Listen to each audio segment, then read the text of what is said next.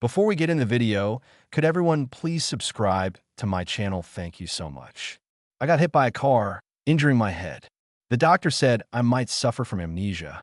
Jokingly, I asked the girl who was by my bedside who she was.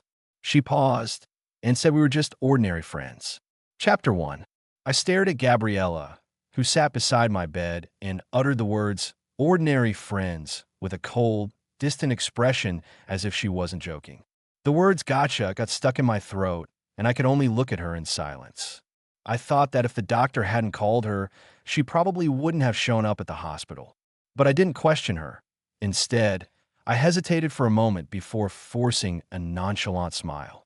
Is that so? That's really kind of you. She responded with a cold, as if I was wasting her time.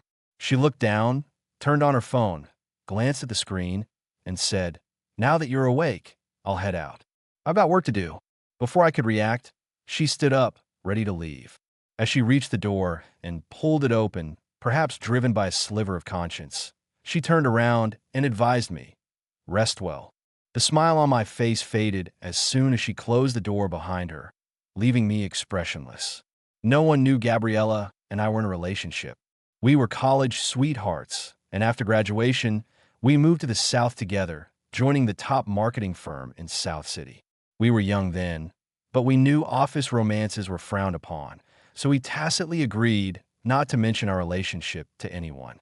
4 years later, we both got promoted to business managers, each leading separate teams in direct competition. At that point, there was even more reason to keep our relationship hidden, so we've been keeping it a secret ever since.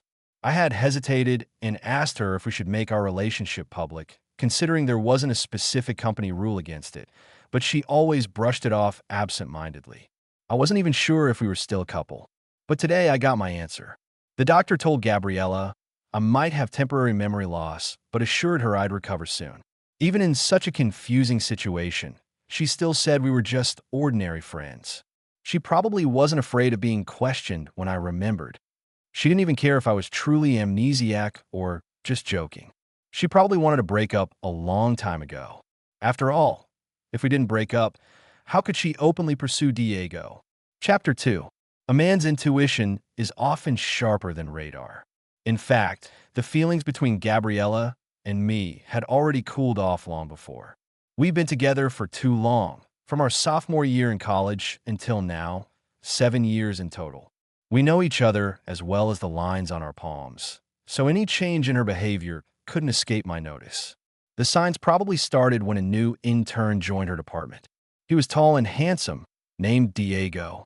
His last name is Lee, and the HR who manages employee records once gossiped to me that under the father's name section of his application, he had written Pablo Lee, the owner of our company, a wealthy second-generation heir working in his own family's business. At first, Gabriella explained her extra care towards Diego like this. It wouldn't be wise to offend him, and he's just a childish guy, not my type at all. You're overthinking it. I silently accepted her explanation. Later, I wasn't sure if she didn't take me seriously or just didn't bother hiding anything from me. Within 2 weeks of Diego's joining, I logged into her long and used music account, intending to find some background music. I discovered that she and Diego were following each other, something I found strange since she hadn't listened to music in years due to her busy schedule. This account was one we used in college when we used to listen to music together, amassing 8,896 hours of shared listening time. She had even created a playlist named after me, filled with love songs that reminded her of me, songs by my favorite artists, songs I'd shared on social media, and songs she listened to during our long-distance relationship over winter and summer breaks. When I checked, I found she had deleted that playlist. In its place, her recent listening history was filled with Korean pop songs, something she wouldn't typically be interested in, but that Diego frequently listened to. We work in marketing, so I convinced myself she was just trying to keep up with current trends among young people. Maybe I was just overthinking things. So I quietly logged out of her account without saying a word. I'm not one to make a fuss without concrete evidence. After all, the person who remains at the table until the end is always the one with the fewest words and the calmest expression. Of course, her coincidences with Diego didn't end there. In early February, she led her project team on a new assignment. At that time, I was leading my team on a different project in another city, and I occasionally heard that her project involved dealing with a very difficult British client. After a long day of work with no time to eat, I called her to ask about the project's progress. She didn't answer, probably busy, so I sent her a text. She never replied. Later, I saw a group photo she posted on social media with Diego standing beside her, flashing a bright smile and giving a peace sign. It seemed the project was going smoothly. Her caption read, "Know yourself, know your enemy." Diego posted a similar picture with the caption, "Victory in every battle." I clicked on their profiles and noticed they had even changed their status messages to these phrases as if they were sharing a secret code, an understanding that only they had within the project. Since she hadn't returned my call or text yet, she commented on Diego's post with, "Eat quickly, take care of your stomach." I rubbed my own growling, slightly aching stomach and turned off my phone. This was the second time I chose to tolerate her behavior. Chapter 3. I was discharged 3 days later after the doctor confirmed I was fine. That day, I didn't receive a single message from Gabriella. However, she did send a bouquet of flowers. Holding the cappuccino-colored flowers, I decided to give Gabriella one more chance. I sat in the hospital corridor and called her. It took a long time for her to answer. I gently asked, "Gabriella, I'm being discharged today. Do you have time to pick me up?" We tacitly avoided mentioning amnesia and ordinary friends as if those words had never been spoken. She didn't respond immediately. After a moment, she said, "I'm sorry, Daniel. I'm really busy and can't get away. Should I call a car for you?" "What are you busy with?"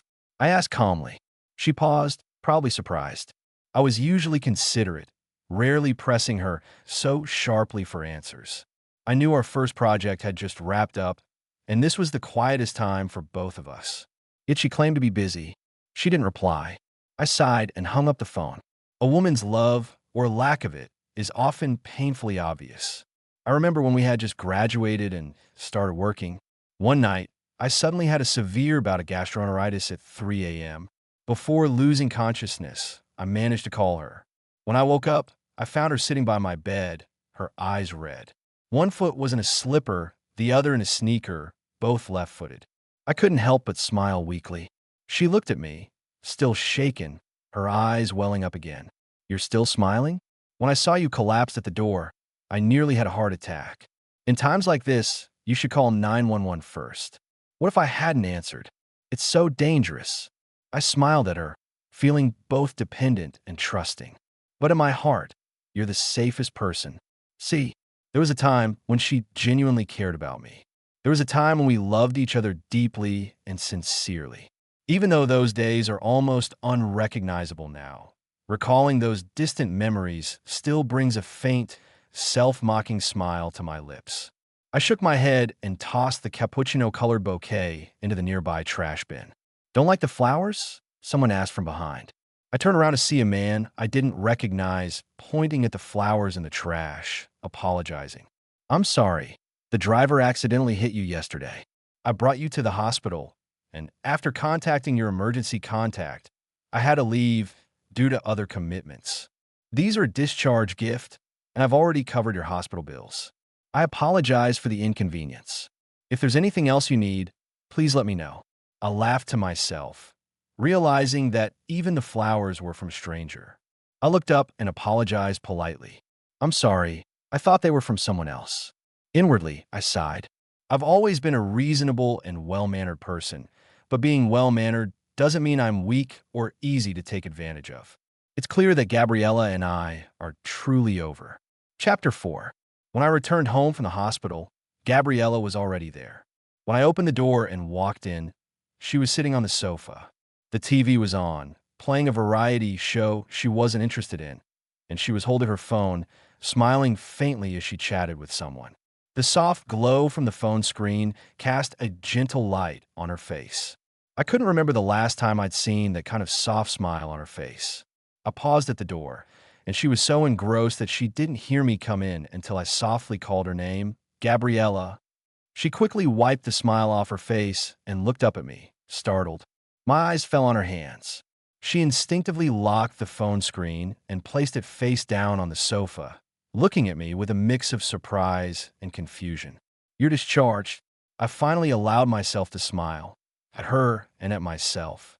I looked at her calmly, speaking softly but with a detached tone. "Let's talk." Our breakup was surprisingly peaceful. We're both very composed people, and the entire process didn't take long. We're mature adults who value appearances, and everything was laid out clearly.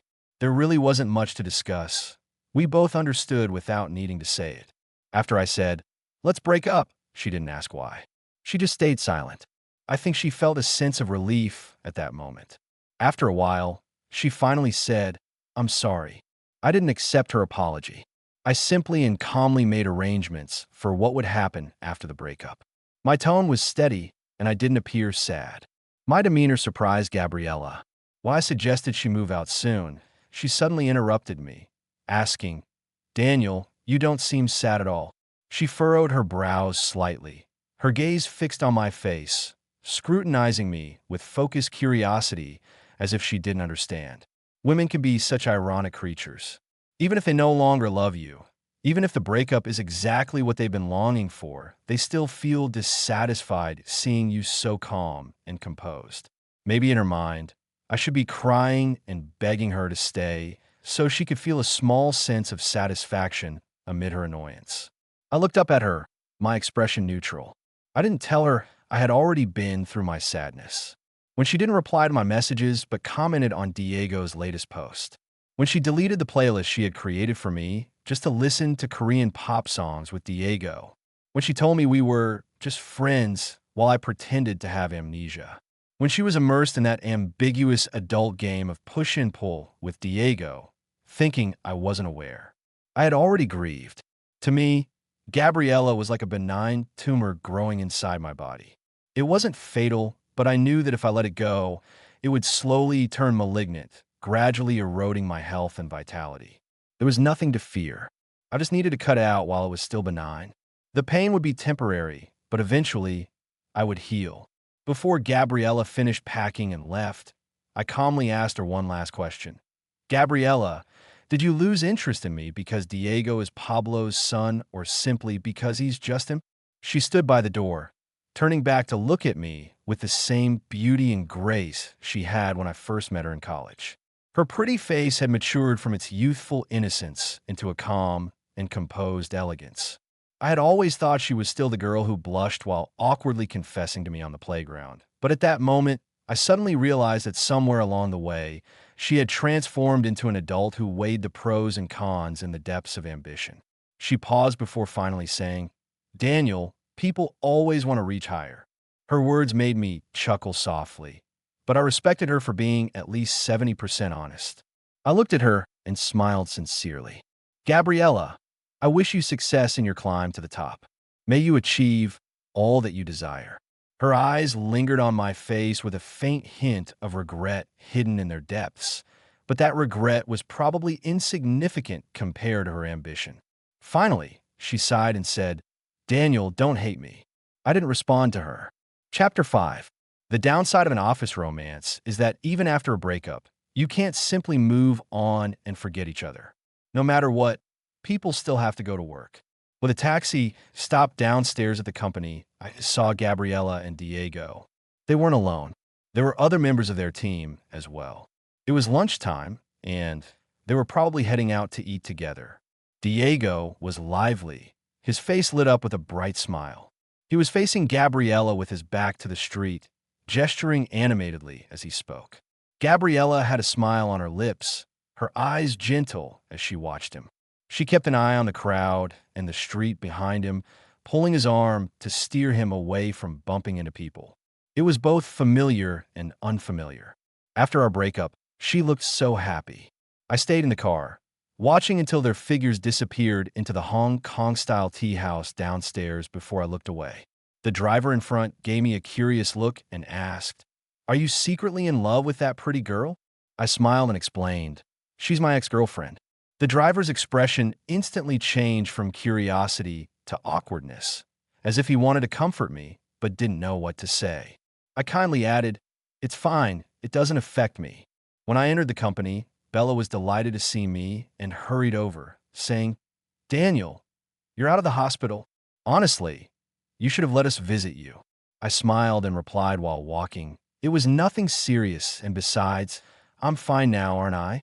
How's the review of the Hong Kong case going?" She followed me back to my office with the printed materials in hand, passing me a stack of documents before glancing around the office. Seeing that there weren't many people around, she leaned closer and whispered, "Daniel, don't look at the data yet. I have something I want to tell you." I put down the documents and looked up at her. There was a hint of frustration on her face, and she said, "Daniel, you know that Albert is going to take over the Nanjing branch next month, right? We've all been talking about it. And it seems like the director position he leaves behind will likely be between you and Gabriella. Over the years, the two of you have been equally matched in performance. I'm not trying to gossip, but based on merit, whether it's you or Gabriella who gets the promotion, we'd all be convinced. But, she hesitated, biting her lower lip as if struggling to speak. I smiled gently and said, "It's okay. It's just the two of us. Go ahead." She paused before finally whispering, "But a few days ago, I saw Gabriella and Diego hugging in the break room. The fact that Diego is suspected to be the son of our boss, Pablo, isn't exactly a secret in the company, which is why Bella was so upset. She probably felt that Gabriella would have an unfair advantage." As I rolled the edge of the document in my hand, I suddenly felt like laughing. So, while I was in the hospital, wondering what Gabriella was doing with no word from her, she was having an affair with a rich second-generation heir. But that's not surprising. I laughed at myself and reassured Bella. "It's okay. Personnel appointments are decided by the higher-ups. We just need to do our jobs and let things take their course." Bella sighed, and I lowered my head to continue reviewing the data. When Gabriella knocked on my office door, I was quite surprised. After all, in my mind, although our breakup was amicable and didn't end in a fallout, that only meant I was a decent person. It didn't mean that Gabriella and I could chat casually and pretend to be normal colleagues. Unless necessary, I thought we'd both avoid any private communication, until I understood why she came. She stood in front of my desk, her gaze coolly fixed on me. After a moment, she said, "Daniel, I thought you would resign." Her tone was a mix of persuasion and warning. "Daniel, we've been together for 7 years. Don't say I'm being ruthless, but when Albert goes to Nanjing next month, one of us will be promoted to director to fill his position. If I were you, I would start planning ahead and find another way out." I looked at her, understanding her meaning. She was certain she would get the position and was advising me to resign. Otherwise, once she became the director and with the boss's son as her boyfriend, she'd likely force me to leave to avoid any gossip. Her warning was her kind way of advising me to make other plans.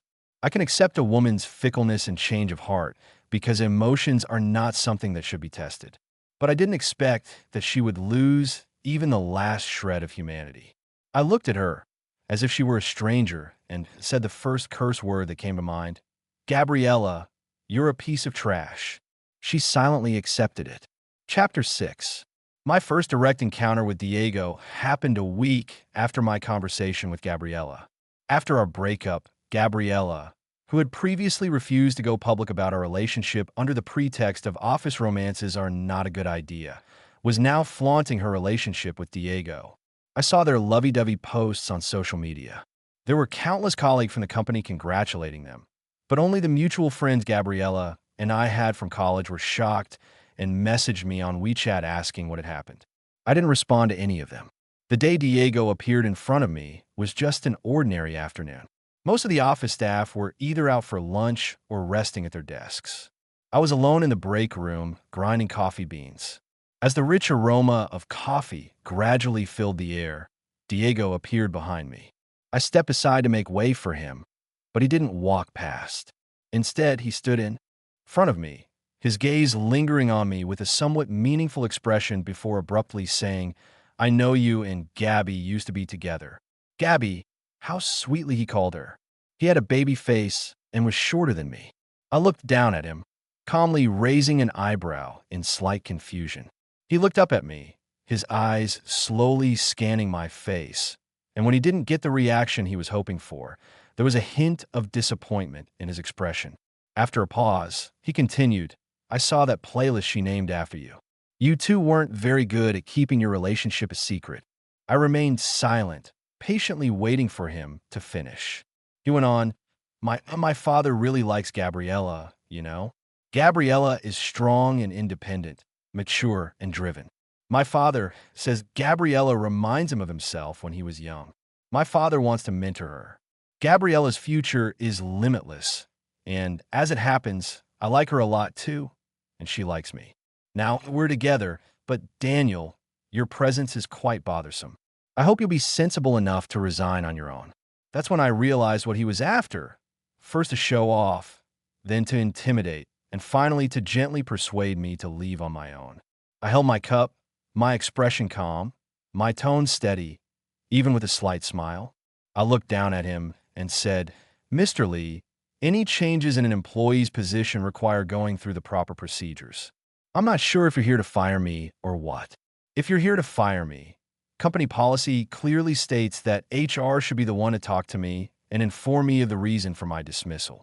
His face turned pale, perhaps not expecting me to be so unyielding. Before I turned to leave, I added, oh, and for any personnel changes involving employees at the manager level or above, they need to be personally approved and reported by the chairman. In other words, the only person in the entire company who can fire me is the chairman. Mr. Lee, you're just an intern in Gabriella's department. You're overstepping your bounds. With that, I didn't bother to look at his reaction and left with my cup. Not long after my conversation with Diego, the announcement of Albert's transfer to Nanjing was made. Before her departure, the chairman organized a farewell banquet for her, attended by all the management-level staff of the company. My son is very strong-willed. He didn't want people in the company to know his identity and wanted to work his way up from the bottom. Over the years, he's done well. I've heard many of you praise him in front of me, and I'm pleased. Now the time is right, and with Albert heading to Nanjing, I think it's time to introduce him to all of you. His gaze, filled with pride, quietly fell on me from across the table.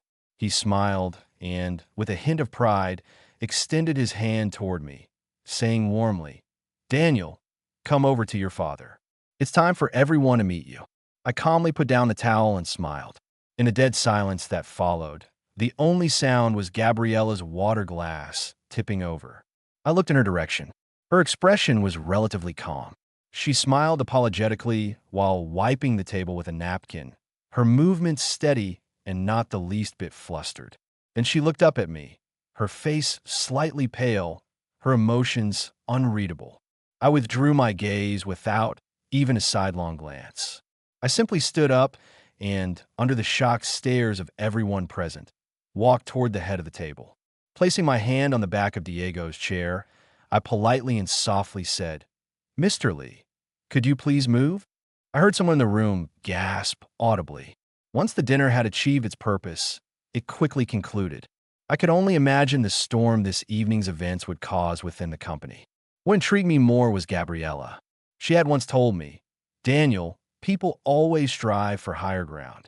I wondered if now she was on her way to that higher ground. I didn't glance at her. I didn't even bother to give her a look. As she, in a dazed Diego, came over to bid farewell to my father before leaving, I heard her restrained voice, Chairman Lee, we'll be going now. I didn't say anything. My father's scrutinizing gaze fell on Gabriella's face, then shifted to Diego beside her. After a moment, he smiled warmly and said, all right, all right. After everyone had left the room, his smile slowly faded. He looked at me and asked, what's going on with you and Gabriella? Yes, I had mentioned Gabriella to him just after graduation, but I never told him that Gabriella and I were dating. With his experience, he likely figured it out on his own. I smiled, meeting Pablo's scrutinizing gaze, and coldly replied, you saw it yourself, didn't you? She was stolen by Diego. His mother is good at meddling in other people's relationships, so naturally, her son takes after her.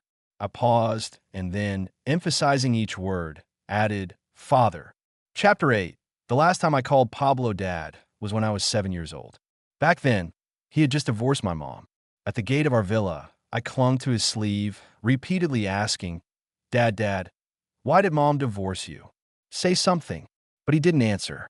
I didn't understand as a child, but as I grew older, I learned about the complexities of adult relationships. My dad and Diego's mom were childhood sweethearts. Diego's mom despised my dad for being poor and married someone else. Afterward, my dad married my mom. My mom supported him as they built everything from the ground up. Once they became successful, Diego's mom showed up with Diego after divorcing her husband.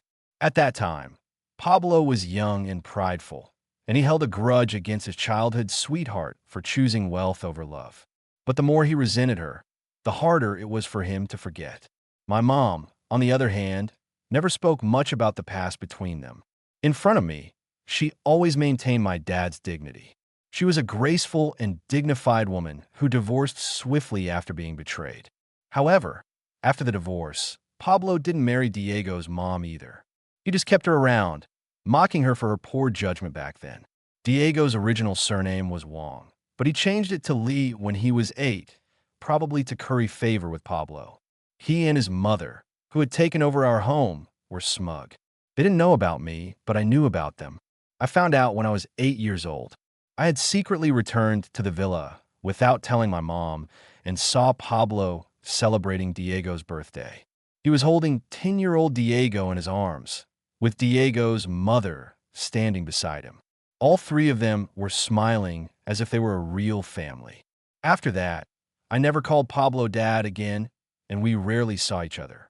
Gabriella only knew that my parents were divorced and that I had taken my mother's surname, changing my name to Daniel Mu. Later, when I graduated, Pablo offered me a job at his company. His exact words were, "All these years, I haven't had any other children, only you. Doesn't your mom understand that you're my biological son? The business your mother and I built. Who else would I give it to if not you? That aunt of yours has always wanted her son to come to the company to learn, but I've blocked it every time. Daniel, your father knows what he's doing." My mom was a proud and noble woman. When she divorced Pablo, she only took what was rightfully hers and nothing more. I'm not like her. Why should I give up what's mine? The more it displeases others, the more it pleases me. So after graduation, I joined the company with Gabriella, starting from the bottom of the core business department and working my way up. Pablo knew about Gabriella, paid attention to her, and praised her as young and promising, saying her future was limitless, only because I had mentioned her to him before. My family's relationships were complicated. I had originally planned to explain everything to Gabriella when the day came for Pablo to make it public, but she gave me a surprise instead. Pablo looked at me, and for the first time, I saw a weary, tired expression on his face. He sighed and said, "It's my fault. I've wronged you." I chuckled softly, just a man being a man. I suddenly remembered what Diego had said to me in the break room when he tried to intimidate me. He said Pablo thought Gabriella was a lot like him when he was young. I guess they're quite alike in their ruthlessness and their tendency to burn bridges after crossing them. Oh, and they both lack good judgment. I returned to the company 3 days later. By then, the shocking news had been digested by everyone. When I came back, everyone's expressions remained unchanged, treating me as usual. No one crowded around to ask questions. They just smiled a bit more warmly than before. These were all seasoned professionals who knew how to strike the right balance. This allowed me to breathe a sigh of relief, and my demeanor remained as usual. Only Bella was upset with me, complaining about how she had worried for so long only to find out I had been playing dumb all along. I finally appeased her with a seafood dinner. As she picked at a lobster claw, she asked, "You're the real rich young master. So what is Diego?" I didn't hide anything from her and briefly explained the situation. She looked shocked. "Oh my God, I can't believe there are people so shameless in this world pretending to be the boss's son to fool everyone. That's disgusting. Daniel, while you were away, a lot of people were gossiping with me. Can I tell them about this? I really can't stand Diego's arrogant attitude. If it were true, fine, but it turns out he's just a fraud. I don't know what he's so smug about." I peeled a piece of lobster meat and, with a smile, casually said, "It's not really a secret. If someone asks, go ahead and tell them." I didn't underestimate Bella's influence. By the end of the afternoon, the whole company knew the truth about Diego. Chapter 9. When I went to the finance department to get the project budget approved, I saw Diego standing in front of Sister Bai's desk. Sister Bai frowned, pointing at the expense reimbursement form, and asked Diego, "Why are you charging the company for a bag you bought? This reimbursement won't be approved. I suggest you review the other reimbursement items more carefully. Don't try to charge personal items to the company account."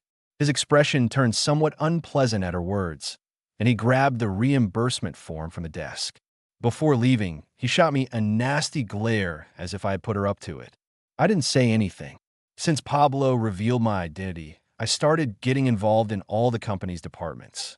This way, I could gain a clearer understanding of the company's overall development. Of course, Gabriella didn't get promoted to director, and for now, Albert is still remotely overseeing things from Nanjing. After I moved up, my managerial position became vacant. Bella still needed more experience and maturity, so we brought in a business manager from another large company to replace me. Once the personnel changes were confirmed, many colleagues sent me congratulatory messages via WeChat or text. Only 2 people were exceptions. Whether out of guilt or something else, Gabriella and Diego had been avoiding me since I returned to the company. But there was really no need. My time and energy were limited, and with all the company matters I had to get a handle on, I didn't have the time to pay attention to them. Besides, bridges are bridges and roads are roads. We were never on the same path. But they probably didn't see it that way. Diego was the first to confront me again in the empty break room with the same coffee beans. But this time, his expression had changed from arrogance to anger. Standing behind me, he spat out, "Hypocrite." I ignored him. So he continued, "Your mother pretended not to care about anything when she walked away, saying she'd never have anything to do with the Lee family again. I thought you two didn't care about the Lee family's assets, but it turns out you're just hypocrites. You act all detached and above it all, but in reality, you're fighting to come back. If you really were so noble and didn't care, if you really looked down on my dad's assets, you should have stayed far away. All talk, but in your hearts, you're hypocritical and disgusting." His words made me laugh, and I actually did laugh out loud. I don't enjoy dealing with unintelligent people, especially Diego. Bella had once asked if I had plans to deal with Diego, and while it might sound unbelievable, I hadn't really thought about it. Because as long as he stayed in the company, there would naturally be others to make his life difficult. The one who would suffer wouldn't be me. Other than the little bit of attention he got from Gabriella, I had never considered him a rival. He simply wasn't worthy. I looked at him, my gaze gentle as if watching a clown perform. "Diego, stop saying such stupid things. Look at you, so agitated and upset. All I did was take back what's mine, yet you're acting like I've taken a piece of your heart. If I were you, I'd go home and tell your mother to come up with new ways to win over the old man. It's really pathetic. After all these years of you and your mother trying so hard to please and flatter Pablo, all you've got is a meager monthly allowance, not even a house. But don't worry, now that I'm taking over the company, your and your mother's allowance won't be cut off. Consider it your well-earned reward for keeping the old man happy." His face turned from green to purple, then finally pale as he listened to my words. Then, as if he had thought of something, his mouth twisted into a smile as if he'd found a weapon to use against me. "I can't outtalk you, but Daniel, I'm not left with nothing. The girlfriend you loved for 7 years is still mine, isn't she?" I didn't even lift my eyelids. Trash belongs in the trash can. If she's yours, then she's yours. What's there to brag about? I think Diego chose Gabriella perhaps because he liked her, but maybe also because in his eyes, Gabriella was the youngest manager in the company's leadership and Pablo favored her. He might have believed that Gabriella's future went far beyond a department director. He needed to establish himself in the company, and Gabriella was his best ally. In a way, Diego and Gabriella are quite a match. They both put up a facade, using each other to climb higher, only to end up with nothing, deeply disappointed. It's funny when you think about it. After I finished speaking, I was truly tired of the conversation. With a patient yet firm tone, I looked at him and said, "This is the last time I'll be this polite to you, Diego. I hope you have enough sense to keep a low profile in the company. Otherwise, I guarantee I won't always be this good-tempered." His eyes filled with tears at my words. But I wasn't Gabriella, and I didn't have any pity for him. I stood there smiling as I watched the tears well up his eyes and thought to myself how pleasing they were to see. Chapter 10. Gabriella's resignation didn't surprise me. I couldn't think of a reason for her to stay. All her resignation procedures followed the normal process. I didn't intervene until all the steps were completed. On her last day at the company, for some reason, she sent me a message asking if we could talk. I didn't know what there was to talk about between us. The night Pablo revealed my identity, she had also called me, saying she was waiting for me outside my apartment. Coincidentally, Pablo had asked me to stay at the main house for a few days to go over the company's relationships with him. I didn't go back to my apartment, nor did I reply to her message. After that, she wisely didn't bother me again. Perhaps because this was the final farewell, even though I didn't respond to her message, she still came to find me. I had always admired a certain calmness in her demeanor. Maybe it's a trait all successful people have, the ability to pretend as if the betrayals between us never happened. She was so composed that it made me doubt whether my memories were accurate. Her expression was indifferent, revealing little emotion, and she even smiled as if we were old friends. Standing at the door, she asked, "Shall we talk?" I stayed silent as she walked in and handed me a cup of coffee. I took it, and we stood side by side in front of the large floor-to-ceiling windows. The night had fallen, and the city's skyscrapers were ablaze with lights. Looking out through the clear glass, it felt like we were standing amidst the stars in the Milky Way. I heard Gabriella sigh beside me. "Do you remember when we first started working here? That was nearly 5 years ago. Two fresh graduates standing in a similar high-rise overlooking the city lights. Back then, she had joined the company with ambitious plans, only to be assigned the most insignificant tasks. Later, she landed $1 million deal through her abilities. I still remember the look on her face, pale from the pain of drinking too much, but still excited as she looked at me. She said, "Daniel, let's build a home together in this city." Later, that big deal became her boss's achievement, and she only received a 500 yuan bonus. She used that 500 yuan to treat me to a hot pot meal. Sitting across from me, the steam obscured her face, but I remember her voice. It was the first and last time I saw a look of bewilderment on her face. She asked me, "Daniel, how long will it take for us to make something of ourselves?" After that meal, I went to see Pablo. Since he divorced my mom, she hadn't seen him, let alone touched his money or resources. Even though he gave me an unlimited credit card, neither my mom nor I had ever used it. That was the first time I asked him for help, for Gabriella. I still remember the look of surprise on Pablo's face. He was delighted that I was willing to ask for his help, but I also remember his meaningful words, "Daniel, if she can't handle such a small matter in the real world and needs my help, she's not worthy of being a daughter-in-law of the Lee family." Even though he said that, he still took notice of Gabriella and praised her a few times in public. When the higher-ups show favor, it's like a guiding light. Naturally, Gabriella's career flourished afterward, and she was smart and capable on her own. I just didn't realize that along this path of handling things, we had gradually drifted apart. She aimed to rise to the top by winning the princess's favor. Perhaps in her mind, that was what it meant to make something of oneself. Her voice came from the gap in time filled with nostalgic sighs. "How do we end up like this?" I scoffed. "Gabriella, don't try to play the nostalgia card with me. I understood your earlier actions of seeking better opportunities, but now don't make me lose all respect for you." She laughed too, turning her head to focus on me. She didn't continue speaking, but after a while, the smile on her lips faded bit by bit, and she looked at me with a serious expression. "Can we not even be ordinary friends, Daniel? I betrayed you, and you hid things from me. Doesn't that make us even?" "Gabriella," I sighed, looking back at her with indifference. "I don't know what you mean by even. When you say even, are you basing it on the fact that I'm Pablo's son? Did you really never think about it? If I weren't Pablo's son, what would my situation be now? I watched you and the chairman's son carry on your affair, flaunting your love while I, under your influence and pressure, had no choice but to resign. According to the non-compete agreement, I wouldn't even be able to work in the same industry. All the years I spent accumulating experience, all my hard work, all my struggles would have become nothing more than stepping stones for you and Diego to walk on. When I was wandering the streets, lost and broken, I imagine you and Diego were enjoying the best life had to offer in some high-rise downtown, right? Gabriella, now you're telling me we're even? Do you really think there's a way for us to be even? Finally, I looked at her pale, dazed face and smiled slightly, distant and indifferent. I politely said, Gabriella, there's no even. You own me, and you'll own me for the rest of your life.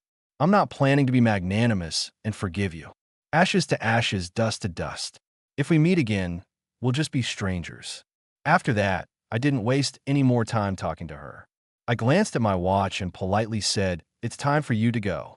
Gabriella's departing figure was unsteady. Over the years, I had rarely seen her looking so defeated. But this was the path she chose. Chapter 11. Later, in an industry summit, I ran into Gabriella once or twice. By then, I had already taken over Pablo's position and was treated like a star wherever I went. She stood on the outskirts of the crowd, starting over from a new company at a new beginning, slowly climbing up again. She didn't even have the qualifications to speak to me. Later, during a meal with Pablo, he casually mentioned Diego's relationship, saying he had been swindled out of money and affection, calling him brainless. I don't know when Gabriella and Diego broke up, but it's no surprise that two people who came together out of interest eventually parted ways for the same reason. I held my teacup, gazing at the garden in full bloom. Spring had deepened in April. It was already another year gone by. The past had long been left behind, overcome by numerous challenges.